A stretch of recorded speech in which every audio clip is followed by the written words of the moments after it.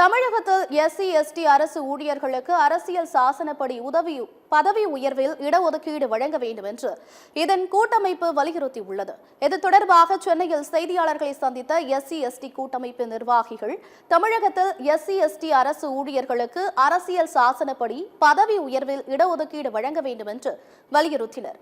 தமிழகத்தில் சீனியாரிட்டி கடைபிடிக்கப்பட்ட அரசு பணிகளில் எஸ்சி எஸ்டி அரசு பணியாளர்களில் 18% நிரப்பப்படாத நிலையே இருப்பதாக அவர்கள் குற்றம் சாட்டியுள்ளனர். தமிழக அரசின் பதவி உயர்வு பணிகளிலும் எஸ்சி எஸ்டி அரசு ஊழியர்களுக்கான இடஒதுக்கீட்டை செயல்படுத்த அவசர சட்டம் இயற்ற வேண்டும் என்றும் இதன் கூட்டமைப்பு வலியுறுத்தியுள்ளது.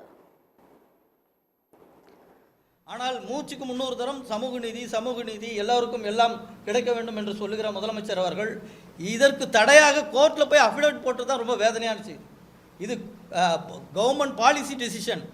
இதை இப்படி சொல்லும்போது தான் எங்களுக்கு என்ன தோன்றுகிறது என்று சொன்னால், எஸ்சி எஸ்டிக்கு ரிசர்வேஷன் முழுமையாக அமுல்படுத்தப்படக்கூடாது என்பதுதான் திமுக அரசுடைய பாலிசி டெசிஷனா என்ற கேள்வி எழுகிறது.